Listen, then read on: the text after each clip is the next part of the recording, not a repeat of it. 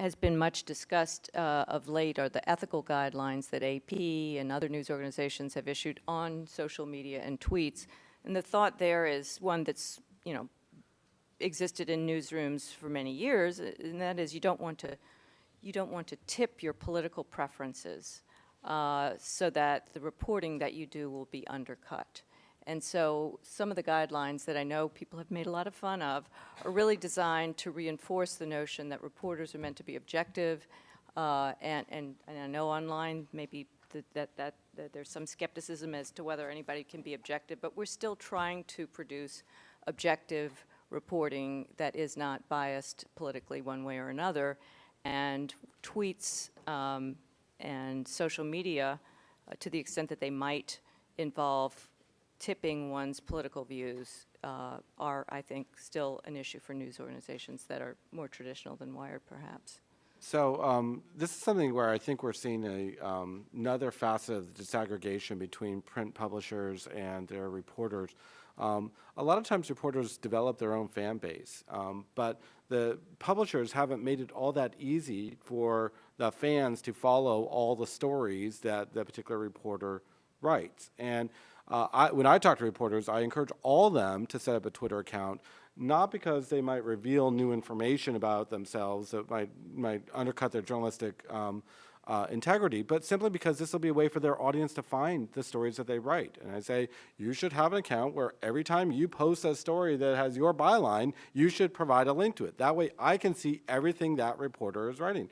And I've been watching reporters who have actually been doing that, and all of a sudden they develop massive audiences that have been hidden by the fact that they're just part of this larger organization that otherwise was obscuring their fan base. And so in some sense, we're seeing reporters break away from the brand of the publication associated with, developing their own fan bases, and that's actually becoming more powerful than the audience of the publication they work for. So part of the title for this panel is anonymity. And we've sort of brushed the subject a little bit, but now I want to spend some time diving into it because a lot of what we're talking about, anonymity underlies both the challenges, I would say primarily the challenges, but some opportunities as well. And Eric, you mentioned earlier that if you're going to allow, it goes to Bill's point about the community to sort of create through norms some self-policing, you need some form of consistent identity. And that's a big issue for news organizations, whether in the first instance to allow anonymous commenters at all to the site. It seems pretty clear, unless any of you disagree, that there's no difference in the legal liability a news organization has for allowing online anonymous comments or not. It's a question of what kind of a community do they want, and then perhaps some other journalistic decisions. So, can we just clarify our terms, by the way? Because the term anonymous online is always filled with peril. What I think you mean by anonymous is where someone is able to not attribute the source to their name, but actually then converting that to true anonymity would require a substantial amount of work on the part of the commenter to mask their tracks so they could never be traced.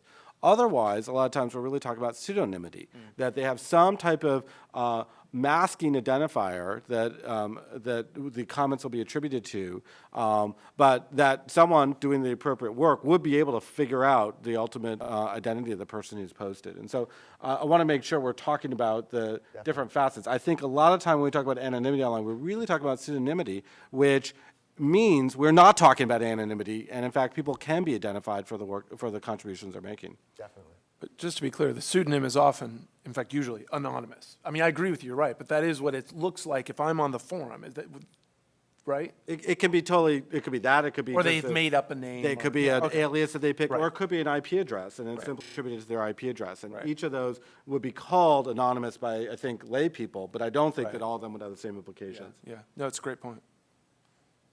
I mean, it's certainly true that for the most part, your identity can be obtained, even if you've gone to significant lengths to try to block it. And there's a lot of law developing about what are the circumstances in which that can lawfully occur. Tying it to Section 230 a bit, in my mind, there's a trade-off